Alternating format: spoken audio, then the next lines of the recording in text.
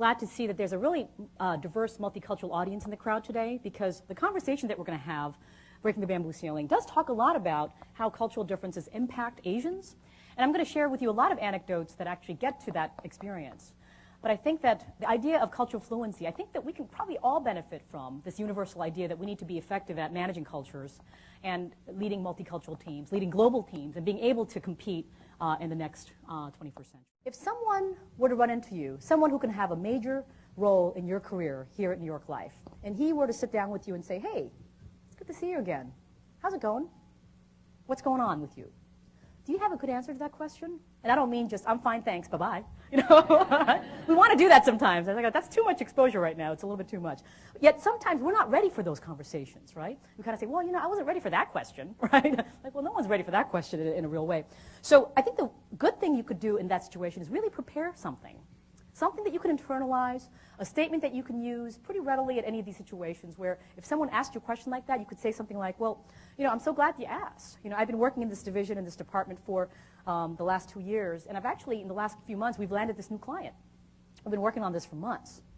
But, you know, I know this is not a great place to talk, but I'd love to get on your calendar sometime. What's the best way to do it?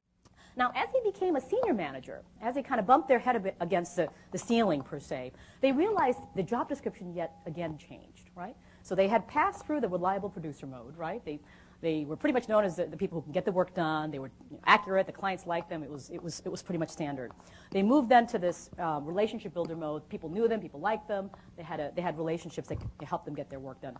Now they had to be able to impact the organization, right?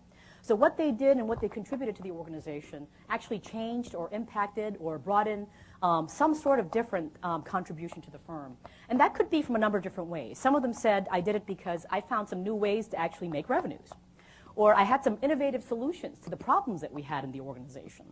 Or perhaps I was able to really impact the P&L in a really positive way in some way. Whatever it was, it impacted the larger good of the organization and not just themselves. Now, culture certainly doesn't exist by itself, and to say that all Asians have these cultural preferences and all Westerners don't would be a mistake, right? We all have, I think, a variety of different things that impact how we behave, including personality, our leadership style, in addition to the cultural preferences that we have. As we educate our future leaders, how could we tap into the best of our cultural attributes so that we can teach individuals to be artful in pushing back? Not necessarily to be pushy in pushing back, to be artful in pushing back, or challenging authority figures in a way that's respectful, right? How do we do that? That is an art form. As I understand the implications of my own scary lady story, it reinforces a central wisdom that I have learned and have been teaching to the people that I've been coaching and also working with, advising. We need to take personal risks in order to grow. Personal risks that allow us to grow. And we can only help other people when we have experienced life ourselves and have taken ourselves out of our comfort zone.